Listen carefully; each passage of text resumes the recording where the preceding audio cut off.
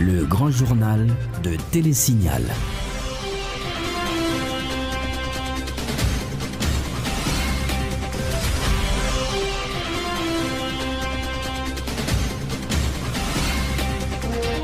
Excellente semaine, merci d'être avec nous. Voici les temps forts de ce journal. Appliquer la notion de l'assignation à résidence en Haïti constitue une violation des droits de la personne puisque cette mesure n'est pas prévue dans la législation haïtienne. Précision du bâtonnier de l'Ordre des avocats de Port-au-Prince, Carlos Hercule. Lancement de la semaine du Mexique en Haïti pour marquer le 204e anniversaire de l'indépendance mexicaine, une initiative du réseau des parlementaires haïtiens pour la population et le développement visant à renforcer la coopération entre les deux pays. 10e édition du programme Gouvernement La Caillou à la Gonave, le gouvernement promet de respecter 32 engagements pris samedi afin d'améliorer les conditions de vie des habitants de l'île. L'édition numéro 11 est prévue à Côte-de-Fer dans le sud-est. Échec cuisant aux examens de la session extraordinaire du bac. Le département de l'Ouest affiche 18,98% de réussite en réto et 2,5% de réussite en philo. Et puis, résurgence de la maladie du charbon à Petit-Goâve. L'infection a déjà causé la mort d'une personne et d'une dizaine de bœufs dans l'espace de 2 semaines, renseigne la protection civile. À l'échelle internationale, nous parlerons de l'ex-secrétaire d'État américaine Hillary Clinton qui relance les rumeurs sur sa possible candidature à la prochaine présidentielle américaine et aussi de cette rencontre internationale à Paris. 30 pays expriment à l'Irak leur soutien pour combattre l'État islamique en Irak et au Levant. C'est l'essentiel des informations qui vous seront développées dans quelques instants.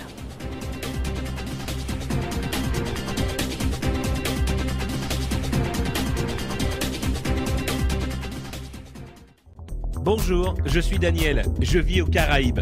Malheureusement, quand il s'agit de shopping, je suis toujours à court de choix. Par exemple, la recherche d'un cadeau pour ma copine, ou un lecteur MP3, ou même un casque. Grâce à eShopper Express, je peux maintenant faire mes courses en ligne. Les expéditions internationales de magasins en ligne étant si chères et souvent non disponibles. eShopper Express donne l'opportunité à ceux vivant hors des États-Unis de faire des emplettes comme s'ils y étaient. Il suffit d'aller sur le site www.eshopperexpress.com, ouvrir un compte gratuit et voilà, vous recevrez votre propre adresse aux États-Unis. N'oubliez pas d'utiliser votre adresse aux États-Unis pour tous vos achats en ligne.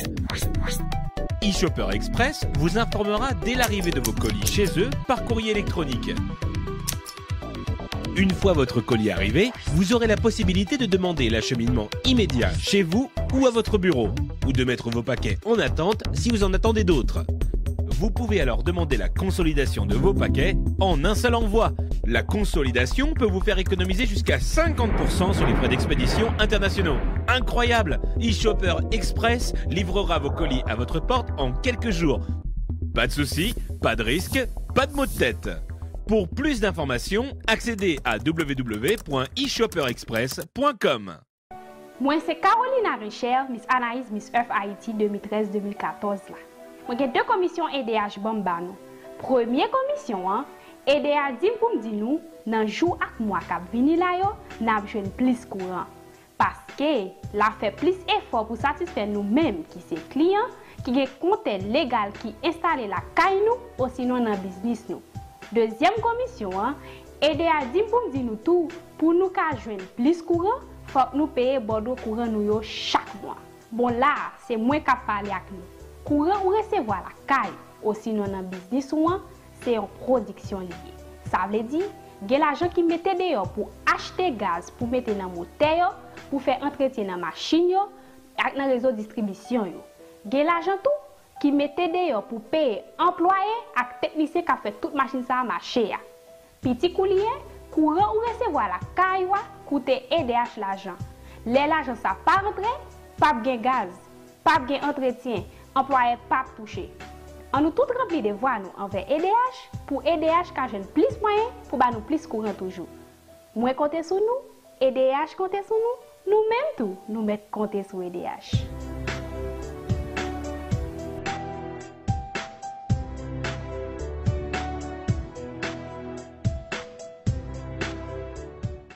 Travaillez pour construire votre avenir. Les fruits de vos efforts méritent d'être protégés. Tous vos investissements, chaque employé dévoué, chaque précieuse acquisition, aujourd'hui et pour les générations futures,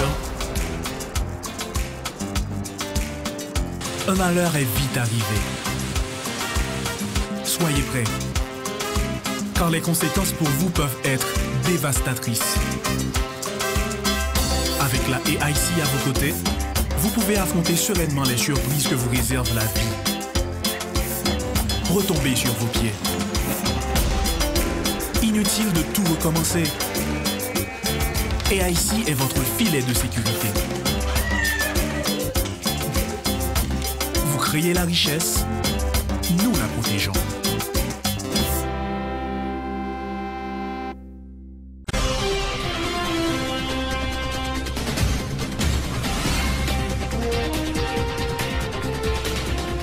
Vous suivez le développement du grand journal de Télésignal. Le bâtonnier de l'Ordre des avocats de Port-au-Prince dénonce des dérives au sein du système judiciaire haïtien. Des magistrats instructeurs violent délibérément les lois de la République, déplore Carlos Hercule. Les premières victimes sont les justiciables qui sont privés de recours à l'habeas corpus, un élément essentiel pour lutter contre la violation des droits des personnes arrêtées illégalement, fait remarquer Maître Hercule au micro d'Enoch Élisée Cajou et d'Éphésier Mathieu. C'est une disposition que la Constitution lui-même l'établit pour garantir droit à monde, le gain, arrestation et détention arbitraire illégale. Et je dirais à même 90% action en habeas corpus pas capable de faire. Et ça qui est arrivé fait, ils joignent toutes sortes d'obstacles que la loi pas prévoit pour exécuter. Donc nous trouvons que dans un système de justice, dans un état démocratique, c'est inacceptable pour garantir judiciaire à tomber comme ça. Nous faisons référence avec la question d'interdiction de départ qui n'est pas prévue nulle part. C'est une pratique qui restreint la liberté monde. Nous faisons référence avec un bagage qui pour nous, une garantie qui pour nous d'une grande importance, c'est le dessaisissement des magistrats instructeurs en cas de suspicion légitime. Et bien magistrats à divers niveaux, que c'est dans la première instance, que c'est dans le cours d'appel, ils n'ont pas accepté que ils dessaisissent. Donc nous disons que c'est des violations très graves, que les magistrats ne sont pas capables de décider, que ils ne sont pas capables de saisir. Il revient seulement à la Cour de cassation pour dire est-ce que mon qui fait demande en récusation ou bien en dessaisissement devant la Cour de cassation, est-ce que demande l'y fondée? Dans le cas où le fondé, la Cour a dessaisi magistrat, et dans le cas où il n'est pas fondé, la Cour a ordonné requérant retourner devant le juge là parce que l'argument que lui présenté n'est pas valable, le juge là pas mérité reproche que l'adressé avait. Autre violation de la loi haïtienne qui retient l'attention du barreau, c'est l'application par certains magistrats de la notion d'assignation à résidence.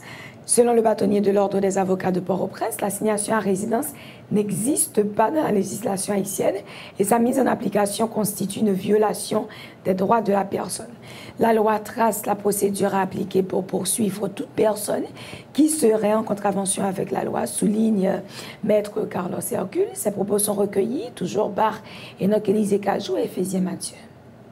Goutte d'eau qui renverse ces vases-là, c'est le où vivent des magistrats instructeurs qui décidaient normalement introduit en dedans et justice haïtienne, particulièrement dans la procédure pénale là, on mesure restrictive de liberté que aurait les assignations à résidence. Alors que la Constitution en dit très clairement, pour vous poursuivre, pour vous arrêter, pour vous mettre en prison, il faut que ces gens la loi tracé et dans condition la loi ordonnée pour ça fait.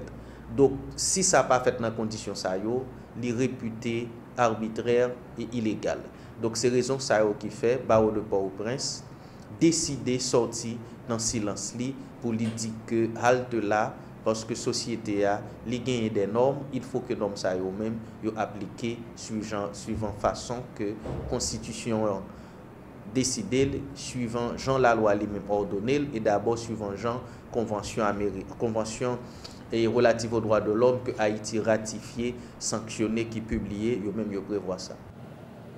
Rappelons que Jean-Bertrand Aristide est assigné à résidence surveillée selon une ordonnance rendue le 9 septembre dernier par le juge instructeur Lamar Bélisaire qui enquête sur le dossier de corruption et de détournement de fonds publics impliquant l'ex-chef de l'État.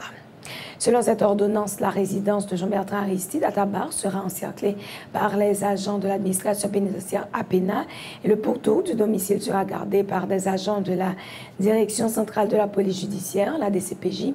Le magistrat instructeur serait également le seul à autoriser des personnes à rendre visite à l'ancien chef d'État Jean-Bertrand Aristide dans sa résidence de Tabar. Autre point à ce journal, lancement ce lundi de la Semaine du Mexique en Haïti, une initiative du réseau des parlementaires haïtiens pour la population et le développement qui vise à renforcer les liens de coopération existants entre le Mexique et Haïti. Des activités portant notamment sur le commerce, la culture, la diplomatie sont prévues tout au long de cette semaine. Plusieurs personnalités, dont l'ambassadeur du Mexique accrédité en Haïti, le chancelier haïtien, ont pris part à la cérémonie de lancement ce matin au Palais législatif au Bicentenaire. Suivez ce reportage signé Dukenson Lazare et Yvon Saïd. C'est en présence de l'ambassadeur du Mexique en Haïti, du vice-président du Sénat de la République et du ministre haïtien des Affaires étrangères que la Semaine du Mexique en Haïti a été lancée ce lundi 15 septembre au Parlement haïtien. Cette activité, dont le lancement coïncide avec le 204e anniversaire de l'indépendance du Mexique, vise à renforcer les liens d'amitié qui unissent les deux peuples, affirme le sénateur Francisco de la Cruz, coordonnateur du réseau des parlementaires haïtiens pour la population et le développement. Le Mexique est en fête, les anciens pratiquement étudiants sont en fête, et au nom du réseau, au nom du Parlement, nous disons à la communauté haïtienne ici, à la communauté mexicaine ici en Haïti, bonne fête. Faisant l'historicité des liens existants entre les peuples haïtiens et mexicains, l'ambassadeur du Mexique accrédité en Haïti, Luis Alvaro González, renouvelle la volonté de son pays à accompagner Haïti dans divers domaines, dont l'éducation. Le ministre haïtien des Affaires étrangères, Duli Brutus, se réjouit de la coopération haïtiano-mexicaine. Il a profité pour adresser les vœux des chefs de l'État et du gouvernement d'Haïti au peuple mexicain. Ma présence à la cérémonie de ce matin traduit-elle le témoignage de l'importance que le gouvernement Martelly Lamotte accorde aux liens d'amitié, de solidarité et de coopération qui unissent heureusement Haïti et Mexique. Cette commémoration a été l'occasion pour des officiels mexicains présents à la salle de séance de la Chambre basse de savourer les prestations de sketch, de danse et de slam d'artistes haïtiens. Une façon d'exprimer par la culture la reconnaissance du peuple haïtien à l'égard du Mexique. Les autorités haïtiennes ont pris 32 engagements samedi devant la population de la Gonave à qui elles ont présenté le programme Gouvernement Lacaillou.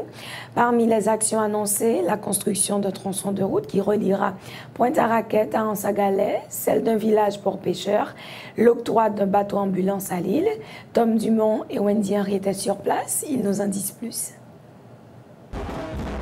La délégation a débarqué sur le wharf d'Ansagalais, à la Gonave, dans l'après-midi du vendredi.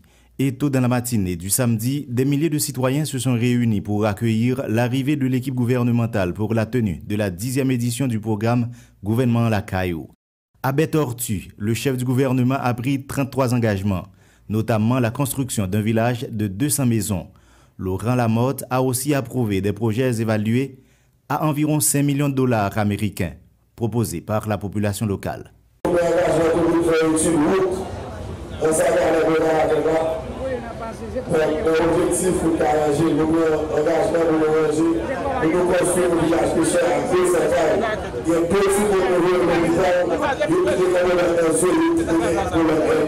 Laurent Salvador Lamotte et son équipe ont également distribué des matériels de pêche et des instruments agricoles. Pêcheurs et marchands de poissons en sont les principaux bénéficiaires.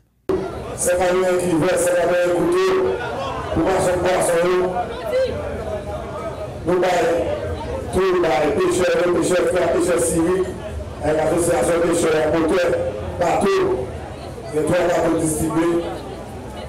Nous avons 50 feet d'eau par décollé. Nous avons 25 millions, 120 millions, 127 mètres, 120 mètres. Une étude réalisée en 2012 par une ONG internationale révèle que plus de 100 000 habitants vivent sur l'île de La Gonâve, d'une superficie de 743 km². La Gonâve fait face à de graves problèmes d'infrastructure. L'arrondissement, qui comporte 2 communes, ne possède qu'1 kilomètre de route adoquinée. Le ministre des Travaux publics, Jacques Rousseau, promet en ce sens des interventions partielles en attendant le prochain budget national pour réaliser des travaux d'envergure pour relier Ansagalais à Pointe-à-Raquette. Comme vous l'avez vu à travers ce reportage de Tom Dumont, plusieurs dossiers ont été abordés à l'occasion de la réalisation de la 10e édition du programme de proximité Gouvernement La Caillou, notamment l'établissement d'une maison des femmes pour recueillir les plaintes de femmes victimes de viols et de violences. Des demandes ont par ailleurs été formulées auprès du Premier ministre pour résoudre les problèmes de santé auxquels fait face la population de la plus grande île d'Haïti.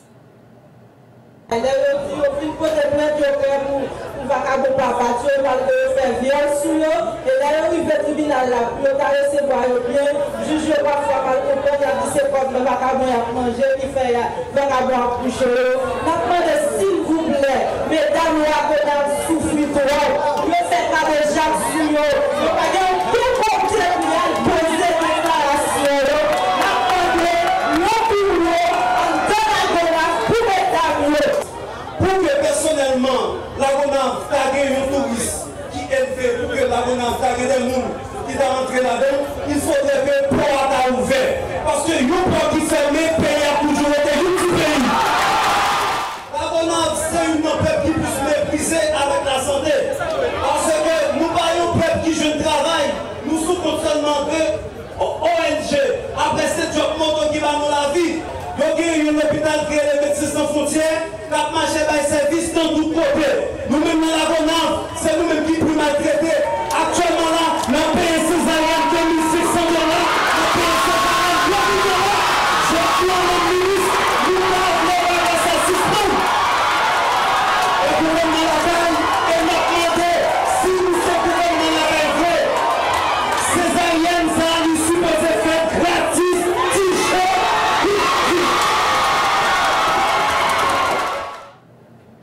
L'État doit à la population de la Gonâve le centuple de sa contribution au fisc, a reconnu la ministre de l'Économie et des Finances qui se dit interpellée par le montant des recettes enregistrées au niveau du bureau régional de Pointe-à-Raquette à la Gonâve.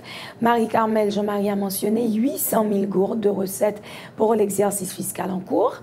Elle promet l'accompagnement de l'État dans plusieurs domaines, notamment l'agriculture et la pêche. Marie-Carmel Jean-Marie, au micro de Tom Dumont et Domaine Dianri. Le mal visité général des impôts, moins que malgré misère, nous est arrivé à contribuer à date à hauteur de 800 000 gourdes de caisse l'État. Donc nous c'est que nous qui respectons tête, qui respectent le pays, qui malgré que nous pas gagné, nous fait devoir fiscal, nous payer impôts. Nous avons que nous tous, le gouvernement, d'abord commencer à battre bravo pour nous pointer à la tête pour ça.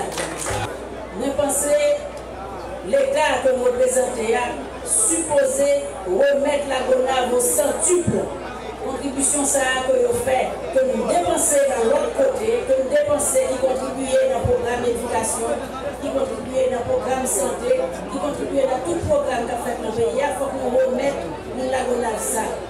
Et c'est peut-être ça. Et le Premier ministre a passé l'instruction déjà. Les calculatrices qui ont commencé le travail.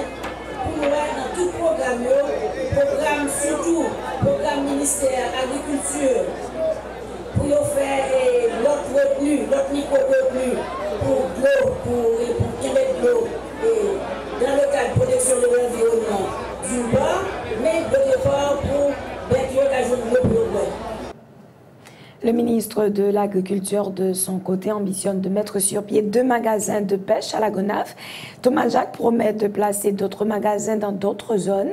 La réhabilitation des mangroves et la protection des bassins versants figurent aussi parmi les projets du ministère de l'Agriculture, des Ressources naturelles et du Développement rural. L'agronome Thomas Jacques est au micro de Tom Dumont et de Mendy Henry.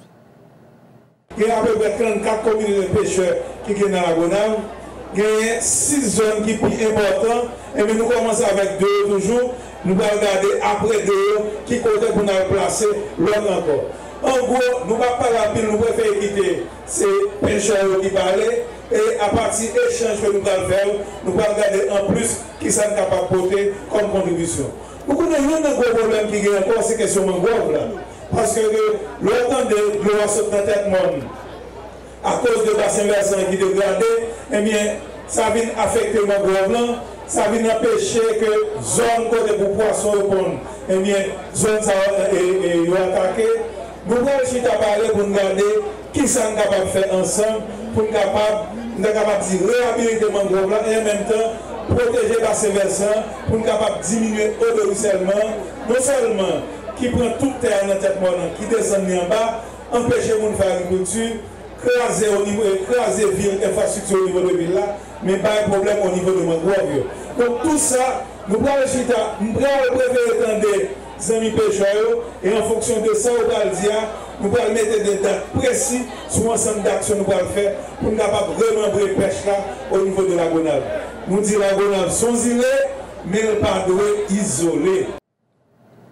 Nous enchaînons avec le coordonnateur du programme Gouvernement Lakayo, Abel Nazer, qui a présenté ce lundi à la primature le bilan de la 10e édition de Gouvernement Lakayo tenue à la Gonave, comme nous l'avons vu samedi dernier. Au total, 32 engagements ont été pris par le gouvernement, rappelle M. Nazer. Parmi eux, la construction de 2 magasins de pêche d'ici novembre prochain, ainsi que des tronçons de route dans les 2 communes de l'île. Les précisions d'Abel Nazer recueillies par Michli Alexis et Jasmine Denis. Suite à dialogue, ça, il y a une liste de 32 engagements que le gouvernement prend à travers différents secteurs. Nous parlons pour nous quelques-uns engagements que le gouvernement prend en face de la Gonave. Donc, d'abord, au niveau agriculture, le ministre de l'Agriculture, M. Thomas, il prend engagement pour mettre sous pied 2 magasins de pêche dans la Gonave avant le mois de novembre 2014. Là. Donc, dans l'autre engagement que le gouvernement prend, nous avons le ministre paysannerie qui est même dans le cadre plan spécial pour la Gonave. Là, pour mettre en mutuelle et solidarité, une espèce de coopérative pour aider la pêche là, les développer, que non seulement il y a une pêche pour poisson, mais il y a une pêche de crabe tout, avec pêche pour siric tout. Donc, le Premier ministre a insisté en pile sur ça, parce qu'il dit que monsieur Santi en minorité, il faut appuyer autour.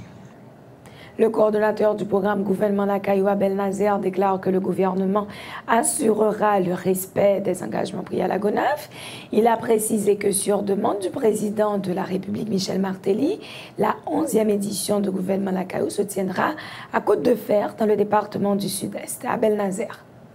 Comité ça, n'a bien très bientôt, des représentants primature à tout, qui c'est Mme Sheila Maximilien. Lui-même l'a bien pour le retourner à la Gonave, j'en ai habitué faire.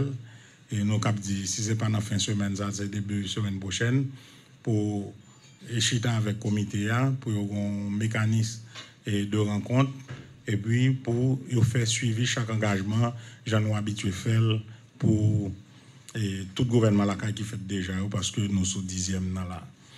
Donc, pour question de l'argent, nous t'ai dit déjà, avant que nous allions, que le gouvernement de la CAISA a apporté nous 2 millions à 2 500 000 gouttes. Prochaine édition, le gouvernement de la CAISA, il y a pour le fait Côte-de-Fer. Ça, sont demandes personnelles du président de la République, comme nous connaissons lui-même par an, il sorti Côte-de-Fer. Donc, nous sommes 10e édition. Donc, nous pensons que c'est de droit que les mandés pour y aller à la Kailito. Alors, je vais profiter à ajouter que et grand pile de demande et dans diverses communes pour le gouvernement qui aller et organiser l'activité ça. La circulation routière était paralysée pendant plusieurs heures ce lundi au niveau de la route nationale numéro 7 qui relie les départements de la Grande-Anse et du Sud. Les habitants de la localité Carrefour-Zaboka dans la circonscription Pestel-Beaumont de la Grande-Anse y ont érigé des barricades tôt ce matin. Ces riverains protestaient principalement contre les responsables du Conseil électoral provisoire qui, selon leurs explications, ont voulu truquer des résultats du concours visant à recruter les nouveaux membres du bureau électoral départemental, BED, et du bureau électoral communal, BEC, dans la zone. La protestation visait également à réclamer la réhabilitation du tronçon de route de Pestel en mauvais état. Le leader du Front pour la reconstruction nationale, Guy Philippe, qui soutient ce mouvement à Pestel, justifie les revendications des protestataires au micro de notre correspondant sur place, Rio Jean. C'est mon Pestel, Beaumont, du Cité, qui décide de bloquer Carrefour-Zaboka pour protester, pour faire des voix, parce que Pestel est même comme commune, la victime, normalement, et sous la ville de département de Grande-Anse, pour la qualité de route Pestel, là, pour comment route ça aille. C'est pas route pour Cabrit, c'est pas route pour monde à passer. CNET font effort, pour commencer route là après 15 jours, on super ministre fait un peu route là, il dit pas faire route là, si on fait, il a dit c'est route Guy Philippe. Vous parlez de qui super ministre? On super ministre en tant qu'il était à nous. Principalement, raison pour bloquer route là, qui s'allie? C'est trois raisons d'abord. Deuxièmement, Pestel gagne 2 années consécutives. Il va joindre 10 millions de gouttes que l'État baille là. Mafia, Port-au-Prince, de bloquer coup là chaque année. Pas que mon monde qui signe, magistrat peut celle-là pas signer, magistrat peut celle-là pas au courant. Comment on voit comme ça et qui s'en fait à elle. Et troisièmement, dernier coup de l'eau qui fait baille là. Terrible là, c'est concours de fait pour BED là. Ils ont fait un concours pour BED dans le Grande-Anse. Mauvaise chose pour eux, ils ont publié les résultats. Et c'est un petit nègre qui se Pestel encore qui lauréat, qui fait 89 points. Il n'est qui vient après là fait 64 points. Comme son petit paysan, M. Port-au-Prince a décidé à retirer monsieur. Donc moi que j'ai appelé là plutôt paysan pas pour retirer l'école. Parce qu'on n'est pas à lauréat pour dire il a retiré la question bête là parce que les bons plaide contre lui. Et pendant que vous dites les bons plaide contre lui, dans 3 personnes que vous retenez, 2 étaient déjà condamnés pour escroquerie. Donc condamnation n'est pas rien. C'est plaide parce qu'on monde des fois plaide pour monde, c'est lui qui tout le bagage là. Donc c'est ça, c'est frustration ça, c'est bagaille ça fait mon et Pestel camper matin pour faire des voix. Soulignant que Guy Philippe répondait aux questions de Tom Dumont. Parlons à présent du député de l'Esther, Jules-Lionel Anilus, qui lance un cri d'alarme à l'endroit du ministre de la Planification, Laurent-Salvador Lamotte, pour lui demander de débloquer des fonds en vue de finaliser le projet de construction du bâtiment qui abritera le marché public de l'Esther. Le parlementaire rappelle que les travaux doivent coûter environ 5 millions de gourdes et permettront aux commerçants de la commune de fonctionner dans de meilleures conditions. Un extrait des déclarations de Jules-Lionel Anilus au micro de Dukenson Lazare et d'Yvon Seyd. Nous encore lancé un cri d'alarme pour le marché public l'Esther qui est considéré selon les données de IHSI comme deuxième marché public dans le pays, premier marché rural. Nous constatons ça fait belle lurette depuis que Mounio, marchands, paysans, c'est dans la rue, c'est sur la route nationale que y a étalé produits en situation que nous déplorons. Voilà que nous autres comme députés, nous avons fait tout effort. Nous déployer tout ça comme compétence pour nous faire mettre l'argent construction marché ça dans le budget 2012-2013 que nous constatons jusqu'à présent malgré notre avancée vers fin exercice là qui beaucoup a décaissé. Coût projet à 5 millions de gouttes, nous montons projet à autour de 5 millions de gouttes. Yo des titres de propriété, yo des plans d'avantage, nous-mêmes nous baillons. Jodi, si il y a un bagage qui n'est pas OK, que le ministère de la Planification, en l'occurrence, Premier ministre Laurent-Salvador Lamotte, pour répondre, pour dire exactement qui ça qui empêchait des questions au fait. Mais nous-mêmes, dans le niveau panneau, nous faisons tout ça que le ministère de la Planification demande pour au monde faire, pour des questions au fait. Le secrétaire d'État aux Travaux publics, Transports et Communications, Philippe Sinéas, annonce la finalisation des travaux de rénovation de l'aéroport international Hugo Chavez du Cap-Haïtien. Il confirme pour le 2 octobre le début des vols commerciaux sur la deuxième ville du pays. Ce sera avec la compagnie American Airlines. Écoutez Philippe Sinéas. Et Aéroport Cap-Haïtien, c'est un contrat qui est signé avec Bentes depuis l'année 2009, qui était fini par déraper vraiment en 2010 et qui était dérapé avec beaucoup de ralentissement pour ça parce qu'il y a un problème de décaissement au niveau de Bendes. Okay? Grâce avec un rapport que le ministre des Finances haïtien a porté pour nous à l'époque, Mme et Marie-Carmel Jean-Marie, te permettre de débloquer certaines choses pour nous avancer. C'est un projet qui est signé au départ d'environ de 33 millions de dollars. Mais pas oublier, 33 millions de dollars, ça, c'est pas tout 33 millions de dollars que tu as déposé pour te faire un aéroport fini. C'est ton bagage pour te déraper un projet. Et dans le projet, ça, tu as pour te réhabiliter piste là, tu as des gages pour te faire, tu as des séries de bagages que tu fais bien déterminé. Mais cependant, dans l'accord aussi, il avait bien dit, il a été dit que tout apport additionnel sera apporté par l'État haïtien. Et aujourd'hui, nous arrivons déjà en phase 2 aux environs de 29 millions déjà qui a dépensé notre endroit. La différence qui est apportée par l'État haïtien, et encore une fois, avec l'aide du Premier ministre et du MEF, ministre des Finances, que nous joignons différents qu'on pour avancer avec lui, pour nous capable permettre de nous finir l'aéroport. Mais cependant, alors pour nous permettre de avancer à l'aéroport, et bien dit, avancer pas fini. Pour quelle raison? Parce que l'aéroport n'a jamais fini de construire. Ou toujours un bagage à faire l'aéroport pour aménager. Parce que, regardez, aujourd'hui, en 2011, quantité de passagers qui étaient venus Port-au-Prince, pratiquement augmenté aux environs de 20 à 22%. Aujourd'hui, là. C'est-à-dire que maintenant, nous parlons exactement au phénomène encore au Cap-Haïtien. On parle de gros transporteurs qui portent aux environs 150, qui ont une capacité de 250 à 180 places, qui vont porter au monde, c'est-à-dire d'ici bientôt, ils vont être trop petits. Le secrétaire d'État aux Travaux publics, Transport et Communication, Philippe Sinéas, se félicite de l'état d'avancement des travaux de construction des viaducs de Carrefour et de Delma. Il espère que ces infrastructures aboutiront au désenclavement et faciliteront la circulation dans ces deux communes de l'aire métropolitaine de Port-au-Prince. Philippe Sinéas. C'est-à-dire que nous, le viaduc Delma, pratiquement, tablier a déjà commencé à installer.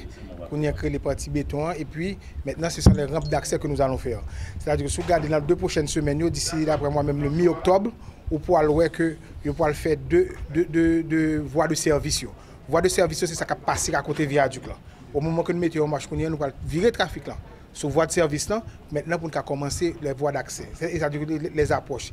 Approches, c'est nous allons mettre des séries de blocs de béton préfabriqués qui déjà là que nous pourrons installer, remblayer la mi-temps, compactage et puis après ça commencer à entrer dans le revêtement. C'est-à-dire que le viaduc de Delma, son bagage d'après moi-même, je peux dire premier 60 à 75 jours de 2015, il y a pas fonctionnement. Viaduc Carrefour, bon ça sont belles bagailles et que nous démarrions avec expropriation, nous commençons la démolition et je dois vous dire que vraiment c'est depuis 4 à 5 jours, nous démarrons la démolition dans la zone Cap Marché de Montrain et que nous commençons déjà à faire des séries de travaux. Mais d'après moi-même encore, d'ici dans 2 semaines, nous parlons des séries de l'autre bagaille qui a fait là-dedans parce que c'est ça qui a empêché de nous avancer aussi rapidement là-dedans. C'était l'expropriation que vraiment nous arrivions au point extrêmement avancé là-dedans qui va permettre que nous concrétiser ça que nous devons faire. Le moment d'observer une courte pause. On se retrouve dans quelques instants.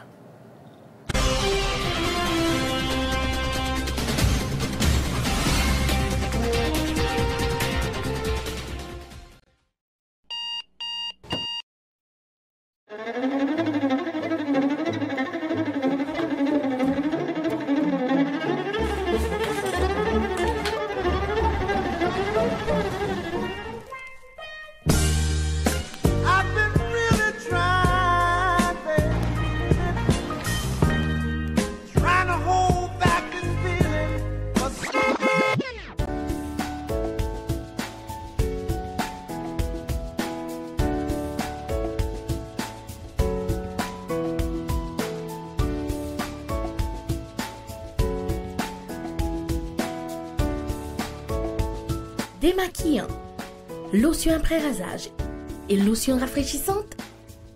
Limacol, la fraîcheur de la brise dans une bouteille. Limacol est un produit de la Disprofar en vente dans tous les supermarchés et les pharmacies. Bon lecture avec bonne information, c'est ça qui va aller des pays avec éducation petite ou. Parents yo, je n'ai pas chez les bouts, si mon yo gâtil gagné.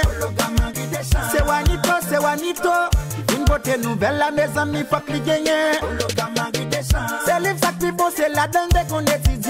La maison Henri Deschamps, c'est la guerre qui bon qualité. Dans chaque département, il y a un distributeur autorisé. Original, la sous de gros hologramme bien éclairé. Parents yo, le n'a pas chez livre pour si mon yo gâte-il gagné. Hologramme Henri Deschamps. Parents yo, s'il te plaît, une vance pour petite nous bonbons d'aimer. Hologramme Henri Deschamps. Bien gardé, oui, pour ne pas prendre un faux livre. Original livre Henri Deschamps, gon hologramme sous les cap changer couleur. Sans arrêter. Ça n'a pas passé en bas du tout. Mais c'est ça, vous, monsieur? Ça a été là, il boss. On va au testaille.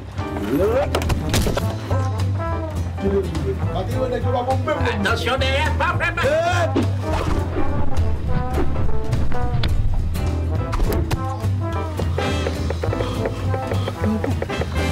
Wilkie, viens t'admire. Oh! Nous correct. Nous devons grand-papa. Halbay. Canes Construction. Halbi. Canes Construction. Ah, ok. Canes Construction, entre un grand monde dans game Kekaïria. Nous vivons tout numéro 1. Bon prix, c'est nous. L'autre bagage, vous me dites pas. Nous avons Canes Construction. Nous sommes plus terrain que tout l'autre. Bois, fer, ciment, céramique, peinture, électrique. Nous avons cuisine tout pareil. C'est Ashtel, Plaquel. Adresse nous tout dans la carte là, c'est nous. Canes Construction. Des bureaux pour suivre pas de l'autre côté. Canes Construction. Car la fin bâtie ou besoin meublé. Canes Construction. Oh, parking pour avion atterri. Les pères, viens nous épice atterrissage, nous attendez. Posez, purti.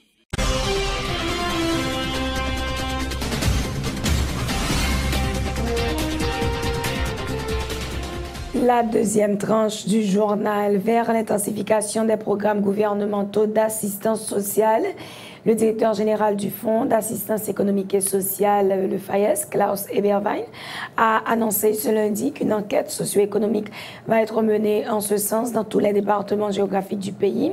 Cette étude, qui sera réalisée à l'initiative du FAES, permettra d'identifier de nouveaux bénéficiaires, a précisé Klaus Eberwein, au micro des AU César et de Wendy Henry.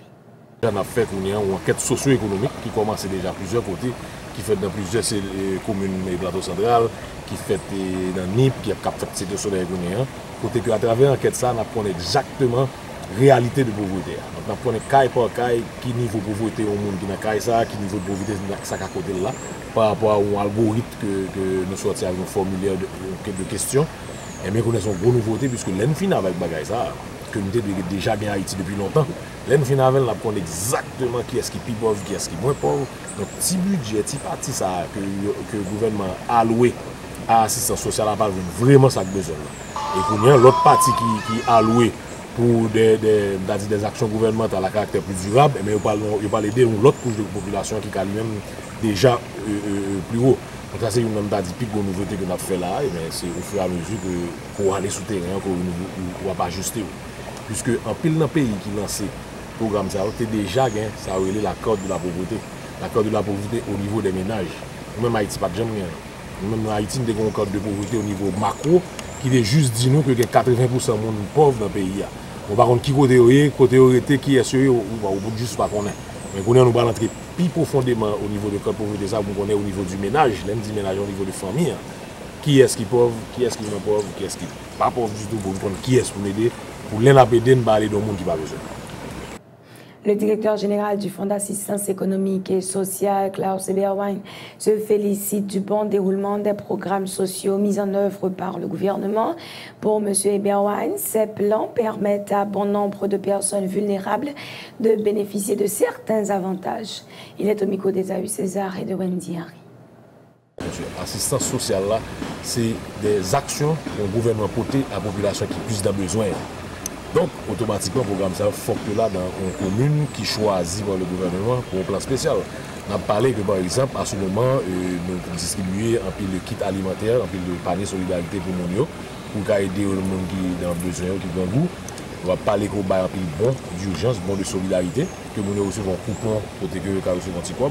On va parler que vous venez avec un programme de microcrédit. Pour ça, c'est un petit peu population qui est déjà un petit peu moins vulnérable, mais qui a aidé de sortir de pauvreté. On va parler qu'on distribue des kits de semences, des kits de pêche à agriculteurs, à pêcheurs.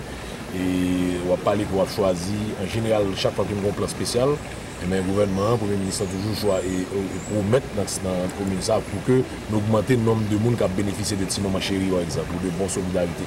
Donc, en résumé, le programme assistance sociale est toujours très présent dans le plan spécial. Bien entendu, le plan spécial, ce n'est pas ça seulement le fait, ce n'est pas partie assistance sociale seulement. Nous voyons que le gouvernement arrive dans une zone, il prend doléances population, il promet des travaux d'infrastructure parfois. L'assistance sociale, c'est une partie de l'action gouvernementale qui, on a dit, très minime par rapport à toute le bague que vous faites en termes de durabilité, en termes de sortie population dans la pauvreté, etc. Nous l'avons annoncé en titre, panique dans la commune de Petit-Goâve en raison de la réapparition de la maladie du charbon depuis environ 2 semaines. L'infection a déjà causé la mort d'une personne et tué une dizaine de bœufs à Canaries, 11e section communale de Petit-Goâve, selon le bilan du responsable de communication de la protection civile de la zone. Miguel de Ravin appelle les responsables du ministère de l'Agriculture, des Ressources naturelles et du Développement rural à intervenir afin d'éviter la propagation de l'infection. Plus de détails avec notre correspondant permanent à Petit-Goâve, Wilson Saint-Just. Dans la 11e section communale de Petit-Goâve, l'épidémie charbon pour commencer à avoir un problème sérieusement. Il y a déjà un monde qui mourit à 17 bœufs détruits. Ce bilan de dégâts maladie charbon a fait dans la localité Rivière Canaries, 11e section Petit-Goâve, depuis environ 2 semaines. Responsable communication, protection civile en dedans 11e section, Miguel de Ravin, m'a dit à l'autorité dans le ministère de l'Agriculture intervenir pressé pour empêcher l'épidémie charbon faire plus de dégâts au niveau localité. 2 semaines de cela, il y a une épidémie charbon commencé dans la 11e section commune de Petit-Goâve. Dans le chiffre, il y a 10 bœufs qui mourent. Il y a un citoyen qui mourut, il n'a échappé, moi, je vais une liste dans même là. Je ne sais pas qu'on est à la hauteur, pour me dire, c'est charbon même, c'est quelqu'un qui est sous les petits blagues tout noir, qui t'a montré que citoyen ça, c'est charbon que tu es. D'après l'information qui est dans quelques personnes dans la population, quelques voisinages, il a dit, monsieur, il y a un bœuf qui est mort. Normalement, nous connaissons, les bœufs qui sont morts, depuis bœuf là-bas, ils sont dans tout tour dans le col, c'est à enterrer, et puis brûler les côtés de bœuf ça, c'est mort, et les mettre là chaud, pour les sanctifier, dans la place qu'on est enterré ça. Tout le bien ça va consommer net, pour que bien ça va le vendre dans le marché de Petit-Goâve. Aidez-nous sauver la vie, petit bon Dieu, c'est pas seulement 11e, c'est dans tout le pays. La fait remarquer pour l'année 2014 là, presque la majorité section communale, l'épidémie charbon fait sentir présence sérieusement sous animaux paysans. Mais monde au niveau localité ça pas épargné à cause parfois de consommer viande bête qui t'a mouru en bas maladie ça. Ils sont fait juste Petit-Goâve, signal. Le public et de la population envisage de mener sa lutte contre la vente informelle de médicaments sur le marché local informel sous un autre angle.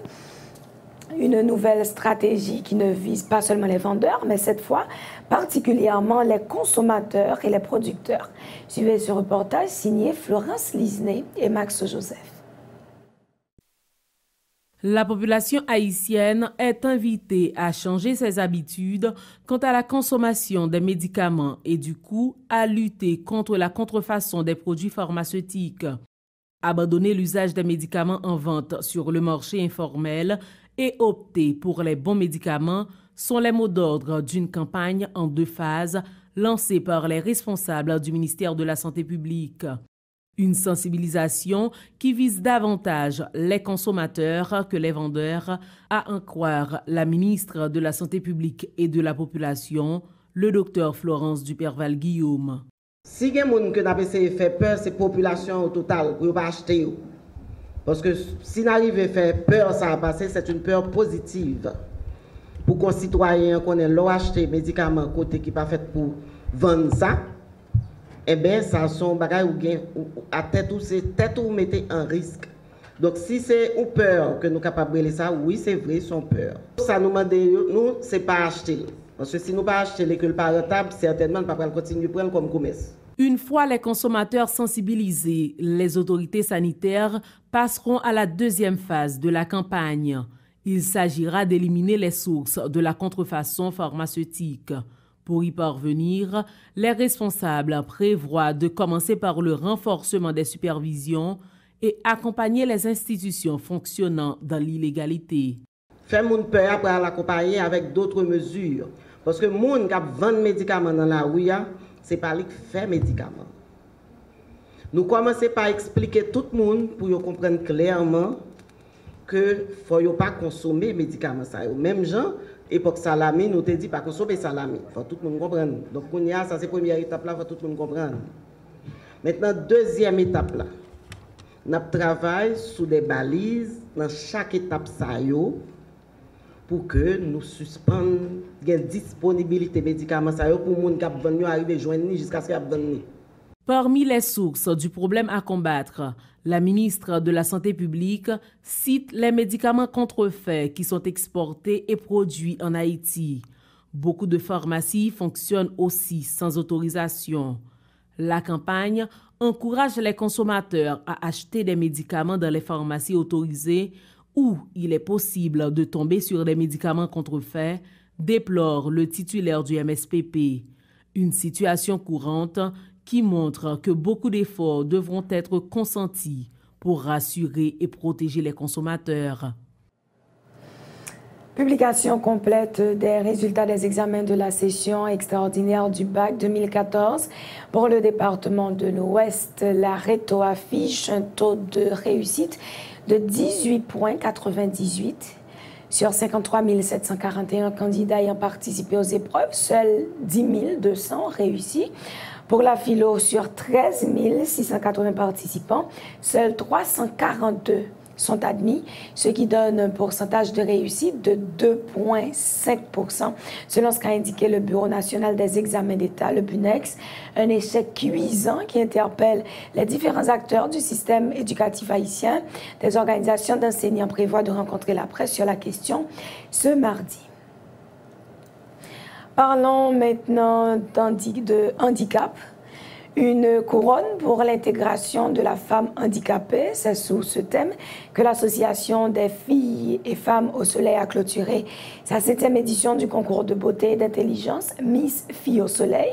Selon la fondatrice de l'Association des filles et femmes au soleil, cette compétition s'inscrit dans le cadre d'un programme visant à faciliter l'intégration des femmes handicapées au sein de la société haïtienne. Suivez ce reportage signé Fridjine Valessa-Dolciné et Yvon Seïd. C'est Ebewelda lundi, 17 ans, amputé d'un bras, que les membres du jury ont élu Miss Filles au Soleil 2014. Ebewelda est en classe de seconde. Elle souffre d'un handicap moteur qui ne l'a pas pourtant empêchée de gagner la 7e édition du concours Miss Filles au Soleil. Sous le coup de l'émotion, la Miss exprime sa joie.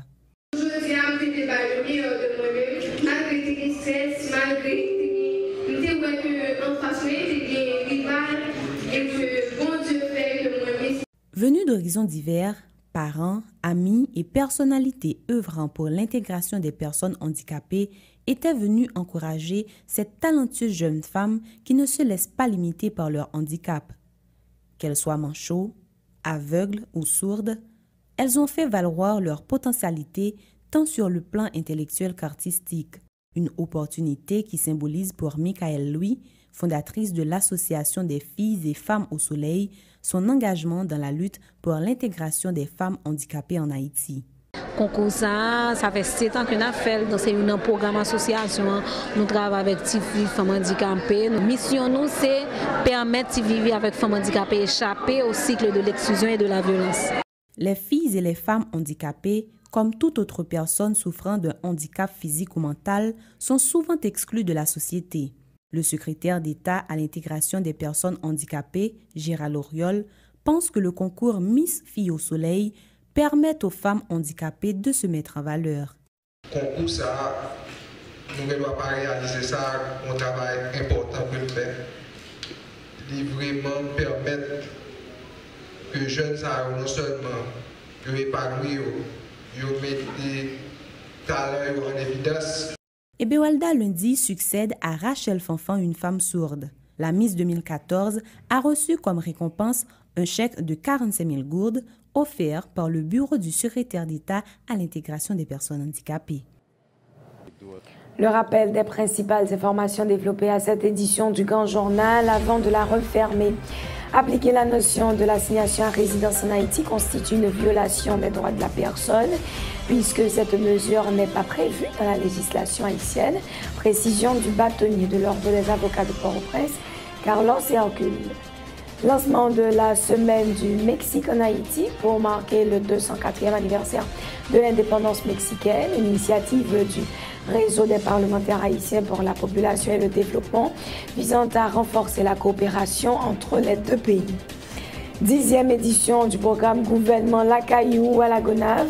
Le gouvernement promet de respecter 32 engagements pris samedi afin d'améliorer les conditions de vie des habitants de l'île. L'édition numéro 11 est prévue à Côte-de-Fer dans le sud-est. À cette édition, nous avons également parlé de l'échec cuisant aux examens de la session extraordinaire du bac 2014.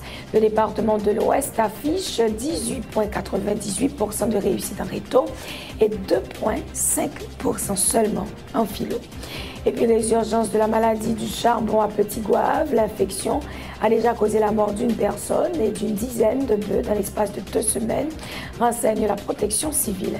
À l'échelle internationale, nous avons bien sûr vu que l'ex-secrétaire d'État américaine Hillary Clinton relance les rumeurs sur sa possible candidature à la prochaine présidentielle américaine. Nous avons également évoqué cette rencontre internationale à Paris ce lundi. 30 pays expriment à l'Irak leur soutien pour combattre l'État islamique en Irak et au Levant. C'était l'essentiel de cette édition du Grand Journal. Merci de l'avoir suivi. Excellente semaine en compagnie de Télésignal.